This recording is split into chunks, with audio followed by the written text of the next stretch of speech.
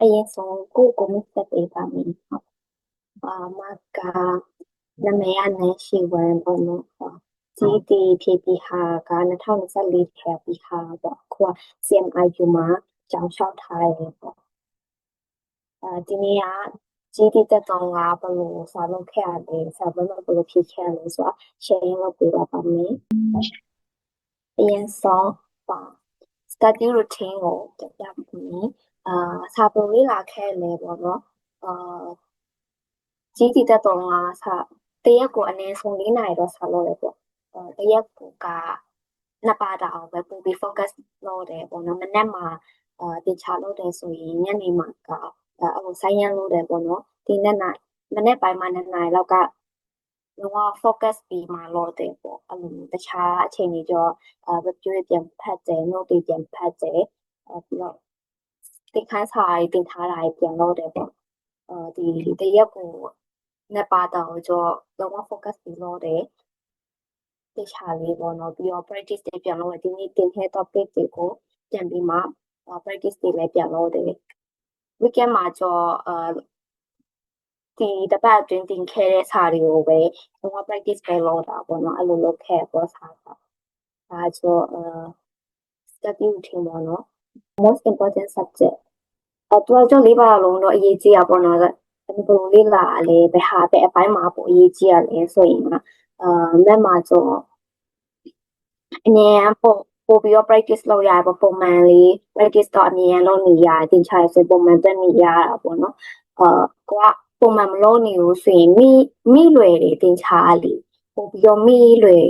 တခြားဟာတဲ့ အမြဲ practice လုပ်နေရတခါလေးဆိုတချို့ဆိုရင်အရှိကတင်ထားတဲ့ငါးစာဆိုနောက်ပိုင်းမှာပြန်မကြည့်ဘူး note တွေလည်းပြန်မဖတ်ဘူးဆိုရင်မိသွားတာလို့ရှိရဲ့အဲ့လိုမျိုး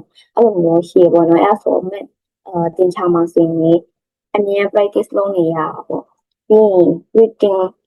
and ကျန်တဲ့3ပါတာကကျွန်တော် reading ပိုင်းနေလေ3ပါလုံးက reading နဲ့ဖြေရတာများတယ်ဆိုအဲ့ဆို reading skill က improve လုပ်ရပေါ့နော်တော်တော်ဖတ်ရ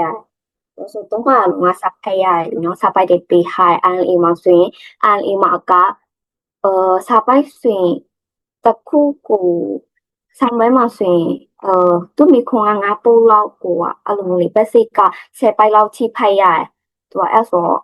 စာကလေးဖတ်များဖတ်မှစာဖတ်အကောင်မှစာပဲဖြေရ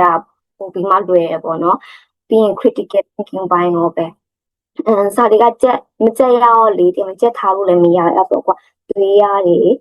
စာတွေက critical thinking လေး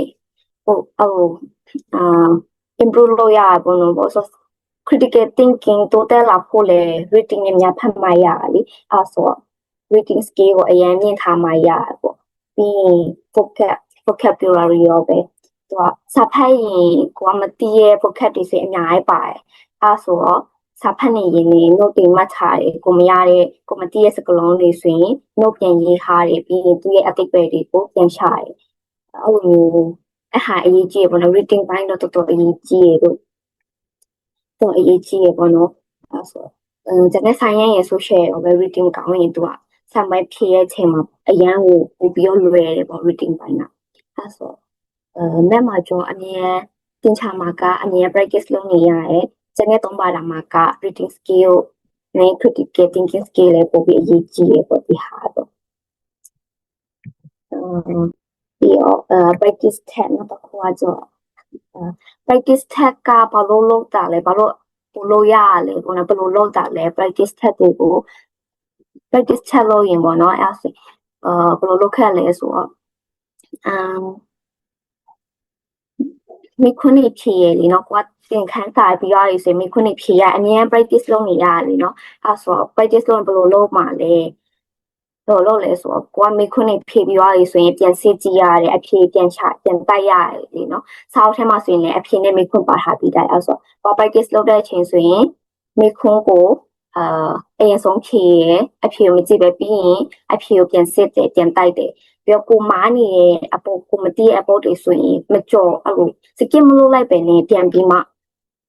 ဒီဘာလို့မာတော့ရလဲအဖြေပြန်ရှာပေါ့နော်အဲ့လိုမျိုးဘာကြောင့်မာတော့ရလဲနားလည်အောင်ပြန်လို့ review ပြန်လို့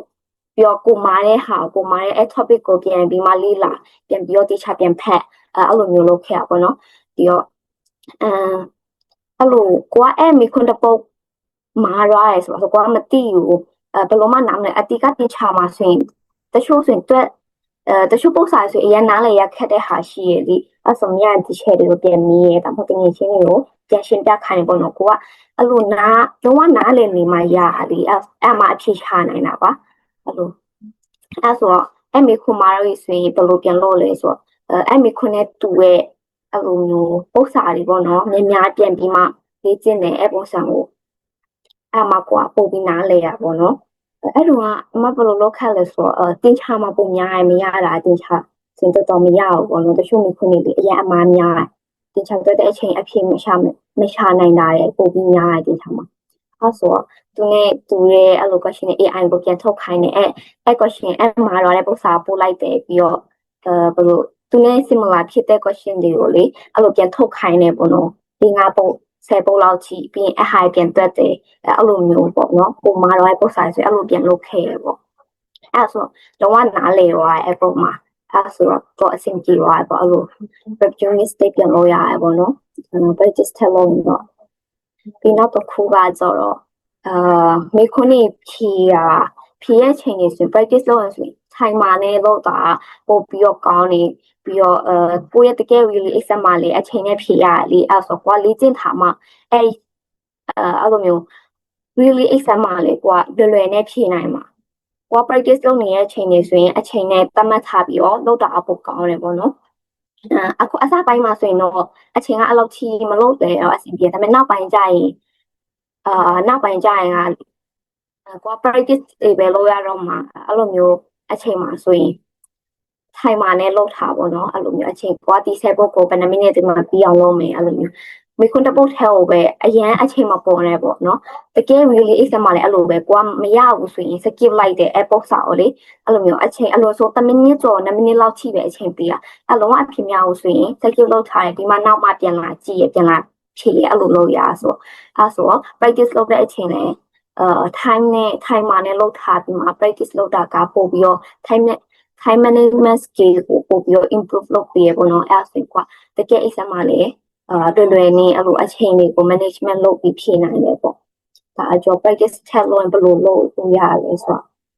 အဲ့လိုမျိုးreview mistake တွေပြန်လုပ်တယ်ပြီးရင်အချိန်ထားပြီးမှကွာ practice လုပ်တယ်အဲ့ဆိုရင်ပို့ပြီးတော့ကောင်းတယ်ပေါ့နော်အဲ့လိုမျိုးလုပ်ခဲ့ရပေါ့အဲ့လေပေါ့နော်အမGED မဖြေခင်ကပါစာအုပ်တွေတုံးတာလေးပေါ့နော်ဒီပဲ channel တွေကိုပိုကြည့်ခဲ့ရလေဟာတစ်ချက်ပြပါမယ်စာအုပ်တွေရော practice လုပ်တာ Kaplan ရေ McGraw-Hill ရေရောအတင်အခုတော့ပို့တော့ဖြစ်တယ်ပေါ့ဆိုတော့ तू ကဒီသင်ခန်းစာပါတခါပါပေးရဆို practice channel တွဲပေးရဆိုအခုမှစလုပ်တဲ့လူဆိုရင်လည်းအဆင်ပြေရပေါ့နော်ပို့ပြီးတော့ကောင်းနေစာအုပ်တွေကလေအဲ့ဆို McGraw-Hill တုံးနေဆို McGraw-Hill ကကြောက်ပို့လွယ်တယ် Kaplan ကြီး tablet လေးMcGraw-Hill ကတော့ပို့ပြီးမှနည်းနည်းရှင်းလေးနဲ့တွေ့တယ်ပေါ့နော်ရှင်းပြထားတာကအဲ့ဆိုကွာ topic တစ်ခုကိုဖတ်ပြီးတော့အဲ့လိုမျိုးလေးရှင်းကိုအဲ့ topic ကိုဖတ်တယ်ပြီးတော့လေ့လာတယ်တော့ပြီးရင်အောက်မှာသူကတခါလေမိခွန်းနေပါထားပြီးသားဆိုတော့လေအဲ့ဆိုအဲ့လိုမျိုးတခါလေဖြည့်ပြီးအဖြေပြန်တိုက်ရပြန်စစ်တယ်ပေါ့ဒီနောက်ခုကကြောသင်ခန်းစာရပါတယ်ပေါ့နော်နောက်တစ်ခုက Princeton နဲ့တမီကကြောသူကသင်ခန်းစာတော့မပါဘူးတော့ practice အတွက်ပဲ practice test တွေလုပ်ဖို့အတွက်ပဲเนาะသူဒီနှစ်ခုလေတော်တော်ဆင်နေအဲ့လို exam နဲ့လေဒီသူ topic တွေကလည်းဒီထဲကပဲဆိုတော့လေဒီနှစ်ခုလေတကယ်လို့ကိုကသင်ခန်းစာပြီးသွားပြီးအကုန်လုံးပေါ့နော် practice လုပ်ဖို့ပဲကြံတော့ဆိုရင်ဒီဆောင်းတော့ကိုသုံးတာကကောင်းတယ်ပေါ့နော်သုံးစေချင်တယ်ပေါ့ဒီဆောင်းတော့ practice လုပ်စေချင်တယ်ပြီးတော့ YouTube channel ကဒါဒီသုံးခုကကျမြန်မာ channel ပေါ့နော်YouTube တခါတလေကိုကဆာမလို့ချင်တဲ့အချိန်ရှိရလေဆာလည်းမဖတ်ချင်ဘူးဆာလည်းမရေးချင်ဘူးအဲ့ဆို YouTube channel မှာနားထောင်ဖြစ်တယ်ဒီသုံးခုကကျမြန်မာလိုရှင်းပြတာပေါ့နော်မြန်မာလို explain လုပ်ထားတာတချို့ကိုနားမလည်ဘူးဆိုရင်ပြန်သွားရှာကြည့်လို့ရတယ်အဲ့မှာတော့နားထောင်ကြည့်ရအမတို့ကဆိုရင်ဘလို့တခါလေဆာမလို့ချင်လို့လေတော့ဟို အရင်တချို့အချိန်နေစဉ်အဲ့ဆို YouTube ဖွင့်ထားလိုက်တယ်နားထောင်နေအဲ့လိုမျိုးသူဒီကြီးဒီမြန်မာဆိုရင်လည်း social အတွက်တော်တော်ကောင်းတယ်သူကhistory လေကြီးဒီ worldwide တော့အဲ့လိုမျိုး CPN government နေလေ social study အတွက်အရင်အတော့ကောင်းတယ်ပေါ့နော်တော်တော်ရှင်းပြထားတာမြန်မာလိုရှင်းပြထားဆိုတော့ဒီမှာနားထောင်ပြီးနောက်ခါဆောက်ထမပြန်ဖတ်တယ်ဆိုရင်ပို့ပြီးတော့လွယ်ကူစီပို့ပြီးတော့နားလည်စီပေါ့နော်အဲ့ဟာလေဒီ YouTube channel လေးကြည့်စီချင်တယ်ပေါ့နော်ဒီနှစ်ခုကတော့သူကဒီတစ်ခုကတင်ချတဲ့တော်တော် explanation တော်တော်ကောင်းတယ်သူကရောမြန်မာမဟုတ်ဘူးပေါ့အဲ့မီတော်တော်ရှင်းပြပေးရအရင်ကောင်းတယ်တင်ချတဲ့တော်လေးဒီ get some make ဆိုဒီ YouTube channel အများဖြစ်တယ်ပေါ့နော်ဒီ YouTube channel ကပြီးနောက်တစ်ခုက website ပါတော့လဲဆို website ကအမှန်တော့ကျွန်တော်တိတ်တော့မသုံးဖြစ်ဘူးပေါ့နော် website မှာတိတ်ပြီးမှ practice တော့တိတ်မလုပ်ဖြစ်ဘူးပေါ့ဒါပေမဲ့ပြန်မလုပ်လဲဆို gd.com တော့သုံးနေသူက flag gas တွေရှိရလေအမှဝယ်ပြီးတော့ဖြည့်ရပေါ့နောက် gd ဒီခန်းစာအကုန်ပြီးတော့လေ flag အဲ့ဒီ gd official ကမိခုနေဖြည့်ပေါ့နော်သူရဲ့ flag gas တွေသူကပြောဟာတော့really exam နဲ့တော့ similar ဖြစ်တယ်ပေါ့နော်က question တွေလေဒီ GD website ကဟာအဲ့ဆိုအဲ့ဟာလေးဖြည့်စီချင်ပေါ့နော်တကယ်လို့GD ကအကုန် lesson တွေပြီးတော့ပြီး practice ပဲလုပ်ဖို့ပဲကြံတော့ရဆိုရင်ဒီဟာကိုသုံးစီချင်တယ်ပေါ့နော်ဒါပေမဲ့သူကတော့နည်းနည်းပိုလွယ်တယ်ပေါ့really exam ထက်တော့နည်းနည်းပိုလွယ်တယ်ဒီ flag ကလေတိတ်တော့မတူဆိုပေမဲ့နည်းနည်းပိုလွယ်ရတော့ရှိreally exam နည်းနည်းပိုခက်တယ်ပေါ့နော်ဒီဟာတွေပိုသုံးခက်ဖြစ်တယ်ပေါ့နော် resource တွေက ခုက specific study tip ကအမှတပါလားရှင်းစီပဲအပိုင်းနေပိုလေးလာတဲ့အပိုင်းနေပိုလေးလာတင်နေပဲဘယ်လိုလေးလိုင်းကောင်းနေပေါ့နော်ပြပြပေးပါမယ်ပထမဆုံးမဲ့ကတင်ချာကတော့ fishing or something algebra နဲ့ practice work problem ဒီမှာတော့ဟိုလေ work problem ကိုတော့ပို့ပြီးတော့သူကကြီးဒီမှာကလေ question တော်တော်များများက work problem တုံးပြီးမှမိဟားတာများတယ်ပုတ်စာဖြစ်လေတော့ကို equation ထောက်ရတယ် concept တွေနားလည်ထားမှာ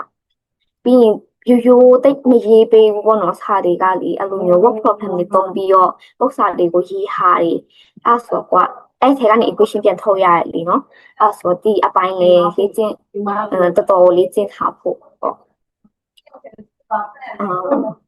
တင်ချာပြီးရင်တင်ချာကကျနှစ်ပိုင်းဖြည့်ရတယ်လीနှစ်ပိုင်းဖြည့်ရပထမအပိုင်းကကြcalculator မသုံးရ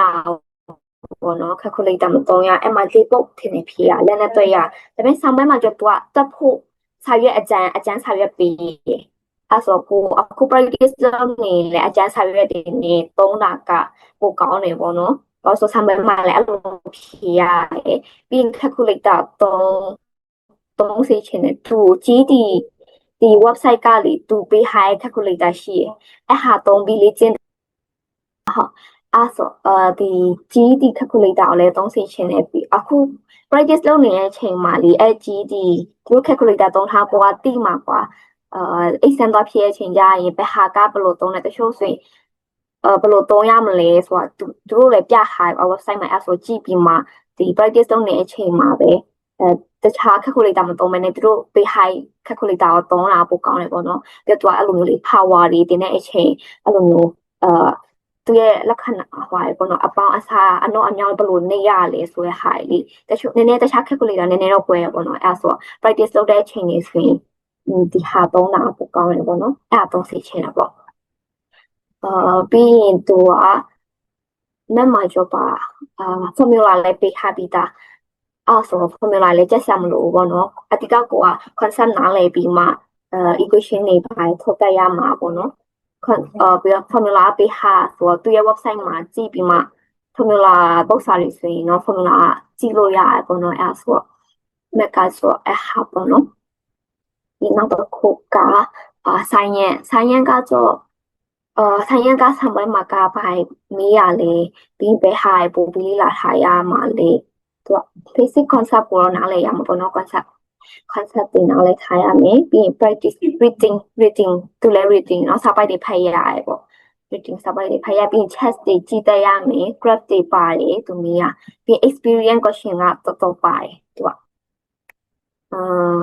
experience က3ပုတ်2ပုတ်3ပုတ်ထိပါတယ်ချင်းအဲ့ဟာဒီဟာလေပို့ပြီးလေနားလည်အောင်လုပ်ထားရမှာပေါ့နော်သူကကိုကကြက်ထားလို့လည်းမရဘူးလေနော် concept ကိုနားလည်မှရမှာဆိုတော့ experience question တွေမင်းရဲ့သူကဘယ်လိုပြောမလဲ hypothesis လို့ရတာတွေပဲအစစ်မှာဘယ်လောက်လို့ရတာတွေလေပြီးပါရဲ့အဲ့လိုအဖြေထလာမှာကြီးကိုကကို experience လို့ရလीသူကအဲ့လိုမျိုးမင်းရဲ့အဲ့ဆိုအဲ့အပိုင်းလေးလည်းတခြားကြည့်ထားတင်တယ်ပေါ့နော်ပြီးရင်ခဏပြောသူပဲ graph တွေနဲ့ chat တွေလည်းတော်တော်ပါတယ်ဆိုင်ရမှာကလေအဲ့ဆိုဒီအပိုင်းလေးကြည့်ထားဖို့လိုပဲပေါ့နောက်တစ်ခုကsocial studies social မှာလေ social ပြီးတော့ဆိုင်ရမှာလေဟို calculator ပေးတယ်သူလည်းတွေ့ရတယ်အဲ့လို physics နဲ့ဟို chemistry လေသူလည်းတွေ့ရတယ် physics မှာတွေ့ရတယ်ချင်း calculator လည်းပေးရဲ့အဲ့မှာလေအကျန်းစာရွက်လည်းပေးရဲ့အဲ့ဆိုအဲ့အပိုင်းလေးကြည့်ထားပေါ့နော်ဟိုဆိုင်ရမှာလည်းတွေ့ရတယ်နောက်တစ်ခုက social မှာအမေများဆုံး CPN government နဲ့ American history ပေါ့နော် US history ကိုအမေများတယ်ဆိုစာတော့တော်တော်ဖတ်ရတယ် social ဆိုရင်လေစာအုပ်လည်းအများကြီးဖတ်ရတယ်အမေဟို social မှာဘယ်လိုလုပ်လဲဆို note ထုတ်စီခြင်းနေအမတို့တုံးကလည်း note တွေတော်တော်ထုတ်ရခေါင်းစဉ်ဟို CPN government ဆိုရင် CPN government အထက်မှာအရေးကြီးရဲ့ဟာတွေထုတ်ရတယ်main idea တွေသူရဲ့ key point တွေပေါ့နော်ဥပမာ war တို့ history တွေဆိုရင် war အကြောင်းရှင်းမလား US မှာ war ဘယ်နှခုရှိရတယ်နော်ထုတ်ထားပြီးတော့ World War 1 World War 2တွေလေအဲ့ဆိုဘယ်နှခုနှစ်မှာသူအတိက main point ကို message ချင်တာပေါ့နော်ဘယ်နှခုနှစ်မှာစတာဘယ်သူတွေပါလာအဲ့ဝါမှာအဲ့လိုမျိုး key point တွေကိုထုတ်ထားပြီးမှဟို note ကြီးထားစီရှင်အဲ့ဆိုတော့အများကြီးလေအဲ့လို deeply ဆိုရင်မှတ်လို့မရဘူးလေနော်ကွာအဲ့ဆိုတော့အရေးကြီးရဲ့ဟာတွေကိုမှတ်ထားဖို့လိုရပေါ့နော်ပြီးရင်တော့သူက practice reading ပဲစစ်သူရဲ့စာဖတ်ရပဲသူတို့ဖတ်ရသူလည်းဆိုရှယ်ဆိုတော့note ထုတ်စီခြင်းပြီးမတိရ vocab တွေလေ vocab တွေကိုလည်း message ချင်တာပေါ့နော် language vocab တွေကကြော language app မှာမေးတယ် language app မှာဘယ်လိုမေးလဲဆိုတော့သူရဲ့စကားလုံးတွေလေစကားလုံးတွေသူ synonym တွေပြန်မေးရသူရဲ့အတိတ်ပဲကပါလေအဲ့လိုမျိုးအဲ့ဆို vocab တွေလည်းတီးထားဖို့လိုတယ်သူကဒီမှာကြောလေ vocab တွေကသူကနည်းနည်းဘယ်လိုပြောမလဲ social study မှာဆိုရင်လည်းသူ့အပိုင်းမှာသုံးတဲ့ဟာရှိရလေဆိုင်ရမှာဆိုရင်ဆိုင်ရ words တွေရှိရအဲ့ဆိုကိုကနားလည်ထားမှရဒီနောက်ခုမှတော့မမေးဘူးဆိုရင် language app မှာမေးအဲ့စကားလုံးရဲ့အတိတ်ပဲရပါလေအဲ့လိုမျိုးလေသူရဲ့ similar ဖြစ်တဲ့စကားလုံးတွေကပါလေအဲ့လိုမျိုးမေးရဆိုတော့ vocab တွေလည်းအရေးကြီးရပေါ့နော်မှတ်ထားဖို့အဲ့ဆိုတချို့ကိုစာဖတ်လိုက်တဲ့အချိန်မှာမတိရဲ့စကားလုံးတွေဆိုရင်က note ထုတ်ထားပါပေါ့နော်အဲ့လိုမျိုးရှာအတိတ်ပဲပြန်ရှာပြီး synonym တွေရှာအဲ့လိုမျိုးပြန်မှတ်ထားရသူက reading ပေါ့သူက reading တော့တော်တော်ပြီးရင် time management တော်တော်လုပ်ရတယ် language အမှကျော်စာအရင်များစာဖတ်ရကအဲ့လိုလေခေါင်းစဉ်တစ်ခုမှဆိုရင်အနည်းဆုံး9ပိုက်10ပိုက်9ပိုက်ထိပါစာဖတ်ရလေ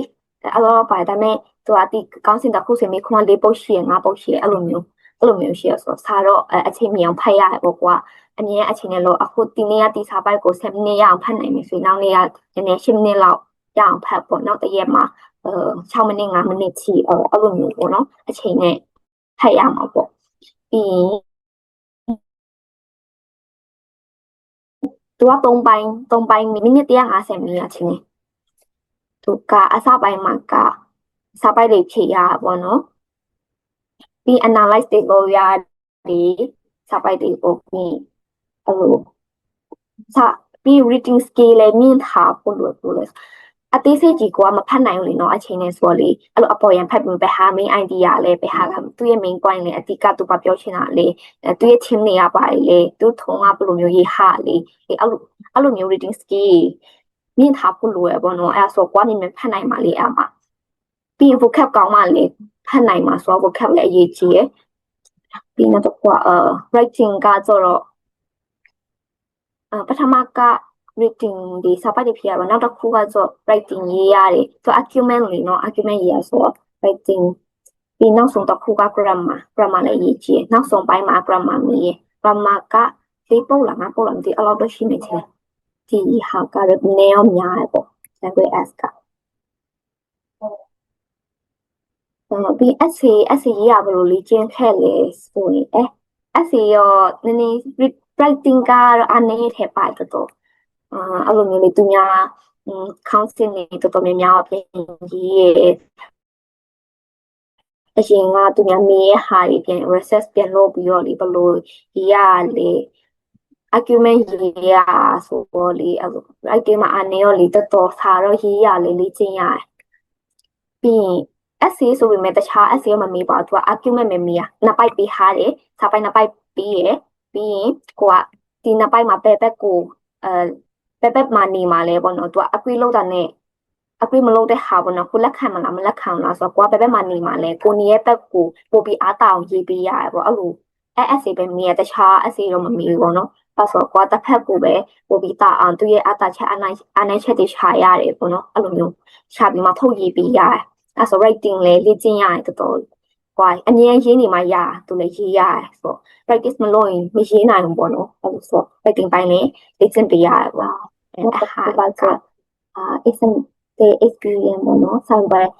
တော့ဖြစ်ရနေမှာဘယ်လိုလုပ်ခဲ့ရလဲပေါ့နော်ဘယ်လိုလုပ်တင်တာလဲဆိုရင် exam center ကိုဖြေမဲ့အချိန်ထက်ပို့ပြီးစောစောရောက်လေပိုကောင်းလေပဲအချိန်ကိုပို့ပြီးစောစောလေးသွားပေးပါဒါဆိုပြီးကိုယ့် passport တမမဟုတ်မပုံတင်ပေါ့တခြားလေးစစ်ပြီးယူတော့ပေါ့သူကအဲ့မှာဆိုရင်သူကပြန်စစ်တယ်လေနော်ကိုယ့် passport ဒီမပုံတင်နေအဟာပြင်ပြီးသွားပါပြီးနောက်တစ်ခုကပြီးကို test ဖြေနေတဲ့အချိန်လေးစာမေးဖြေနေတဲ့အချိန်ဆိုခက်တဲ့ပုံစာတွေရှိအဲ့ဆိုကိုမသိဘူးကိုမရအောင်ဆိုခဏ skip လုပ်ထားလိုက်ပြီးမှနောက်ဆုံးမှပြန်လာဖြေတကယ်လို့လုံးဝမရတော့ဘူးဆိုရင်ကိုကအဖြေကလုံးဝဘလို့မထက်တော့ဘူးဆိုတော့ multiple choice ဖြစ်တဲ့အတွက် multiple choice ပုံများရည်နော်အဲ့ဆိုတော့တစ်ခုရွေးလိုက်ပေါ့အဲ့လိုခြံထားမျိုးမလုပ်ပဲနဲ့တစ်ခုရွေးလိုက်ပေါ့နော်အဲ့လိုမျိုးတချို့လုံးဝမရရင်ပေါ့ဟိုစိတ်အေးထားပြီးတော့အရင်စိတ်တွေလည်းမလောပဲနဲ့ဘာမှမကြောက်ပဲနဲ့ပေါ့နော်အဲ့လိုမျိုးကို practice လုပ်ထားပဲယုံပြီးမှအဲ့လိုမျိုးဖြေပေါ့ဘယ်ဒီမှာမဖြေချင်း screen သူရဲ့ဘာသုံးလို့ရလဲဆိုရဲဟာလေเนาะတေချာလေးကိုကအကျွမ်းတော်ဝင်အသုံးချနေအောင် practice လုပ်ထားဖို့လိုပဲဥမာ calculator တို့ highlight ပြီးရင်ဟုတ်တယ် highlight ပုံလို့ရတယ်ကြီးဒီမှာလေစာပွဲမှာကိုကအတိကမှတ်ထားခြင်းနဲ့ဟာဆိုရင်စာဖတ်သွားပြီဆိုရင်ဒီဟာ main point တွေတွေ့ပြီဆိုရင်ကိုက highlight လုပ်ထားလို့ရတယ်အဲ့ဆို highlight လုပ်ထားလေကျင်ပေါ့နော်ကိုကစာဖတ်တဲ့အချိန်လေးpractice လုပ်တဲ့အချိန်ဆိုရင် highlight ဘယ်လိုလုပ်ရလဲအဲ့လိုမျိုးလုပ်ထားပေါ့နော်ပေါ့ဆိုစာမိုက်ဖြည့်မှလည်း highlight ပုံလို့ရတယ်ဒါပေမဲ့ copy paste တွေတော့လုပ်လို့မရဘူးပေါ့နော်စာသူ essay ရေးတဲ့အချိန်မှာတော့ကိုပြန်ရေးရတယ်ပေါ့က stress management ကပြီးတော့တစ်ခုပြောချင်တာစာမမဖြည့်ခင်တရက်အလိုလောက်မှာကိုအိတ်ကြီးဝအိတ်ထားဖို့လိုရယ်ပြီးတော့ကိုအဲ့လိုမျိုးစိတ်ကိုအေးထားပေါ့နော်ပြီးတော့လေအရင်စာမဖြည့်ခင်တရက်အလိုမှာလေအရင်စာတွေမလုံနေရောပေါ့နော်ဒီအဲ့လိုမျိုးကိုရဲ့ note တွေပဲပြန်ဖတ်မယ်အတင်း revision လောက်ပဲပြန်လုပ်မယ် practice ကြီးအဲ့လိုမျိုးတော့တွက်နေရမျိုးတွေမလုပ်စေချင်ဘူးပေါ့နော်အဲ့ကပို့ပြီးမှစိဘယ်လိုပြောမလဲကိုကမာတော့အမျိုးဖြစ်အမှကိုက practice တွေအရင်ပြန်လုပ်တဲ့အချိန်လေးအရင်ဆိုရင်အဲ့လိုမျိုးတချို့ပုတ်စာတချို့ topic တွေပြန်တွေ့ရမရတော့ဘူးဆိုအဲ့လိုမျိုးစိတ်ချီလိုက်အရင်စိတ်ရှုပ်သွားပြီအဲ့လိုဆိုမလုပ်တာပိုကောင်းတယ်ပေါ့နော်ဆောက်အဲ့ဆိုဒီတိုင်း revision ပဲပြန်လုပ်ဆံပိုင်းမှာဖြစ်ချင်းတဲ့အလိုမှာ note တွေပဲပြန်ဖတ်ပြီးပေါ့ပါပဲပေါ့နော်အဲ့လိုမျိုးစိတ်ကို relax ဖြစ်အောင်နေပြီးအဲ့ဒီဝါအေပေါ်အဲ့ဒီမှာလုံးဝအေးရေဝလုပ်ခဲ့ရပေါ့နော်ပြီး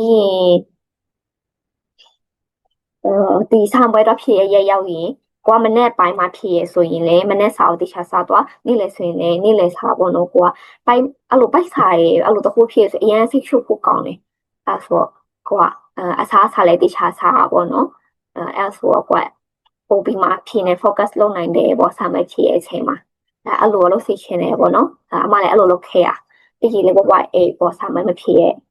ရလို့ပဲ အဲ့လိုတွေမှာလေအရင်မပြတ်စင်နေပေါ့အရင်စာမဖြစ်ခါနေမှစားတယ်အသေးလောက်တာမျိုးပေါ့မလို့စိတ်ချဘူးပေါ့နော်အရင်လည်းပြတ်တယ်လေ stress လည်းများတယ်အဲ့ဆိုစာမဖြစ်နေမှာကောင်းရင်လည်းမကြည့်စိတ်တွေလည်းမကြည့်ရောအဲ့လိုမျိုးဖြစ်တတ်တယ်ပေါ့နော်အဲ့ဆိုတခြားလေး relax ဖြစ်စီအောင်နေပေါ့နော်ကိုစိတ်ကိုအဲ့လိုတော့လုပ်စီချင်တယ်ပေါ့နော်ပြီးရင်နောက်ဆုံးတော့တစ်ခုကဘယ်လိုမျိုးမာတတ်တာလဲပေါ့ကြီးဒီမှာဘယ်လိုအပိုင်းမလို့တင်မှုလဲပေါ့နော်ကြီးဒီဟိုစံပဲဖြစ်ရဲ့အချိန်လေးဖြစ်ဖြစ်စာလေးလာငယ်အချိန်ဖြစ်ဖြစ်ကိုက practice လုပ်နေတဲ့အချိန်လေးเนาะကိုမရတဲ့ပုံစံရှိမှာပဲလေเนาะကိုမားတာမျိုးရဲ့အဲ့ဒါဆိုအရင်မရဘူးနားမလည်လို့ဆိုရင်မကြော်ရပဲနေပေါ့เนาะကိုအားနေတဲ့ပါတာရက်တည်ဆိုရင်ပို့ပြီးမှသူတို့ပို့ပြီးမှ practice လုပ်စီချင်တယ်ပေါ့ပို့ပြီး practice များများလုပ်ပေးပုံမှန်လေးလုပ်သွားပေးပေါ့ကိုကမှမရတာအရင်အားနေတဲ့ဟာတွေဆိုရင်ပို့ပြီးမှလုပ်စီချင်တယ်ပေါ့နော်ကိုအနေနဲ့အပိုင်းနေဆိုဥမာလို့ပေါ့အဲ့လိုမျိုးပေါ့နော်ပြီးနောက်တစ်ခုက memorizing answer without understanding the concept ဒီဟာ concept တွေကိုလေ